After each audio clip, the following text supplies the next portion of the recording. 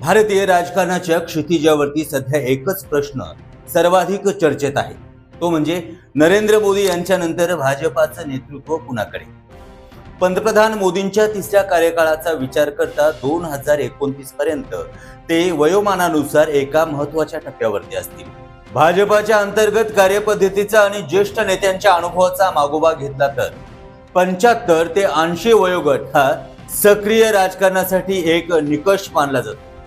2024च्या निवडणुकीच्या वेळेला मोदींसाठी असलेला वयाचा निकष हा शिथिल करण्यात आला असला तरी देखील 2019 नंतरची राजकीय परिस्थिती आणि नेतृत्वाचा उत्तराधिकारी हा विषय आता अनिवार्यपणाचे केंद्रस्थानी आला आहे. हा प्रश्न केवळ सत्तेच्या वारसदाराचा नाही, तर हा एक विचारधारेचा आणि संघटनेच्या भविष्याचा आहे.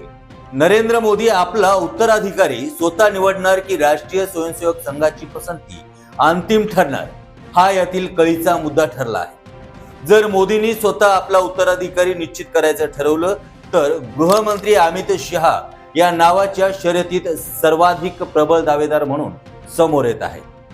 अमित शहा यांना केवळ केंद्रीय गृहमंत्री म्हणून नाही, तर भाजपाचे चाणक्य म्हणून ओळखलं जातं.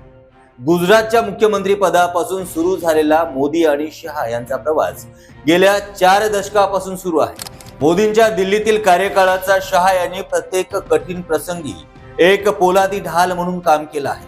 370 कलम असो अथवा नागरिकत्व सुधारणा कायदा, शहांच्या प्रशासकीय आणि राजकीय कौशल्याची चुणूक संपूर्ण देशाला दिसली आहे. भाजप संघटनेत बूथ पातळीपर्यंतची मजबूत रचना करून त्यांनी पक्षावरती आपली पकड घट्ट केली आहे. आज भाजपमधील बहुतांश नियुक्त्या या त्यांच्या संमतीनंच होत असतात. त्यामुळे पक्षाच्या संघटनात्मक संरचनेमध्ये त्यांना मोठं पाठबळ आहे. मात्र या शर्यतीत इतरही काही महत्वाचे चेहरे आहेत ज्यांची चर्चा वारंवार होत असते. योगी आदित्यनाथ हे हिंदुत्वाचा सर्वात आक्रमक आणि लोकप्रिय चेहरा मानला जातो. उत्तर प्रदेशातील 2024च्या लोकसभा निवडणुकीमधील काही धक्के आणि त्यानंतर झालेली अंतर्गत समीकरणे त्यामुळे त्यांच्या दिल्लीवारीच्या मार्गावर काही प्रश्नचिन्ह निर्माण करण्यात आले आहे. तरी देखील 2027च्या विधानसभा निवडणुका आणि राजकीय भविष्याची नवी दिशा ठरू शकतात. दुसरीकडे नितीन गडकरी हे नाव अभ्यासू नेतृत्व आणि कामाचा धडाका यासाठी ओळखलं जातं. ते संघाच्या अत्यंत निकटवर्तीय मानले जातात. मात्र पक्षाच्या काही भूमिकेपेक्षा स्वातंत्र्य आणि लोकशाही मूल्यांवरती भाष्य करण्याच्या त्यांच्या स्वभावामुळे त्यांना मुख्य निर्णय प्रक्रियेपासून काहीच दूर ठेवण्यात आल्याची चर्चा राजकीय वर्तुळात नेहमीच पाहायला मिळते. तसेच राजनाथ सिंग हे पक्षातील एकमेव ज्येष्ठ नेते आहेत जे वाजपेयी आणि आडवाणी यांच्या युगापासून सक्रिय आहेत. त्यांनी सर्वांना सोबत घेऊन चालण्याची वृत्ती नेहमीच त्यांची एक जमेची बाजू ठरली आहे. मात्र वयाची आट त्यांना 2029 पर्यंत या शर्यतीतून बाहेर काढू शकते. अर्थातच महाराष्ट्राचे मुख्यमंत्री देवेंद्र फडणवीस यांच्याकडे देखील एक तरुण आणि अभ्यासू नेतृत्व म्हणून पाहिलं जातं. पण सध्याच्या गुंतागुंतीच्या राजकीय समीकरणांमुळे ते राज्य आणि राजकारणाच्या अधिक व्यस्त असल्याचं दिसून येतं.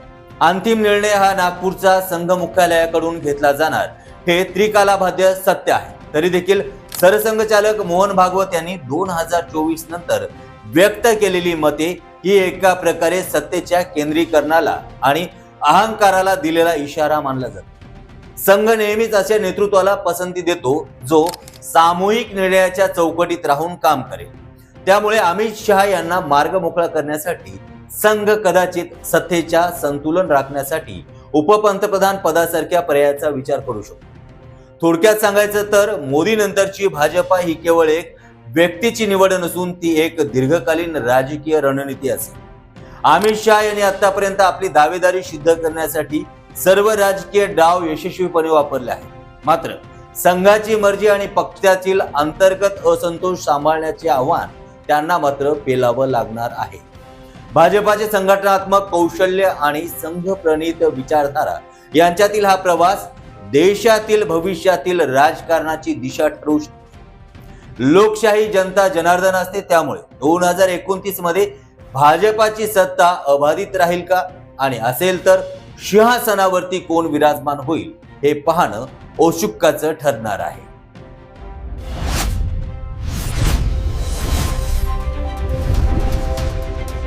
महासागर न्यूज.